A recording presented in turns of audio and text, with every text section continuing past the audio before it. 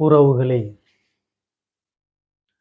புருவம் ஒரு வில்லாக, பார்வை ஒரு கணையாக, புருவம் ஒரு வில்லாக, பார்வை ஒரு கணையாக, பருவம் ஒரு களமாக, போர் தொடுக்க பிறந்தவளோ, ஆழ்கடலின் சங்காக, நீள்கழுத்து அமைந்தவளோ, ஆழ்கடலின் சங்காக, நீள்கழுத்து அமைந்தவளோ, யாழிசையின் மொழியாக, வாய்மொழிதான் மலர்ந்தவளோ, நிலவு ஒரு பெண்ணாகி உலவுகின்ற அழகோ, நீரலைகள் இடமாறி நீந்துகின்ற குழலோ, நீந்துகின்ற குழலோ, மாதுளையின் பூ போலே மலருகின்ற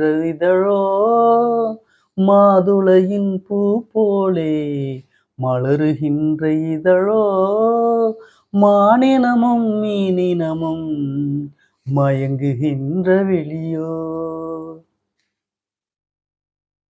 உறவுகளே, இந்த பாடலின் வரிகள்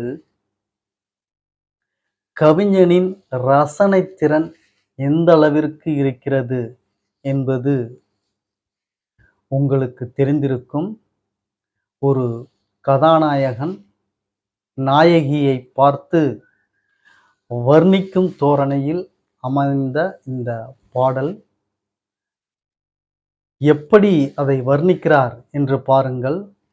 இந்த புருவத்தை வில்லாக பாவித்து சொல்கிறார். புருவம் ஒரு வில்லாக, பார்வை ஒரு கணையாக, அவரின் பார்வை அந்த வில்லில் தொடுக்கிற கணையாக,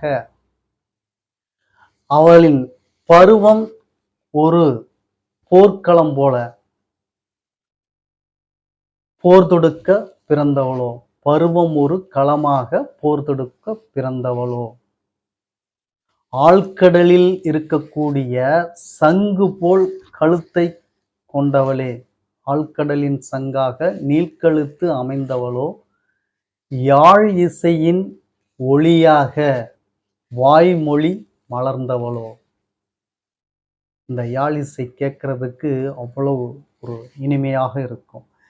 அந்த ஒளியின் வடிவமைப்பை பெற்றதுதான் உன்னுடைய குரல் ஓசை என்று கவிஞர் சொல்கிறார். எவ்வளவு அற்புதமான பாடல்! முடிந்தால் கேட்டு பயன்பெறுங்கள் உறவுகளே.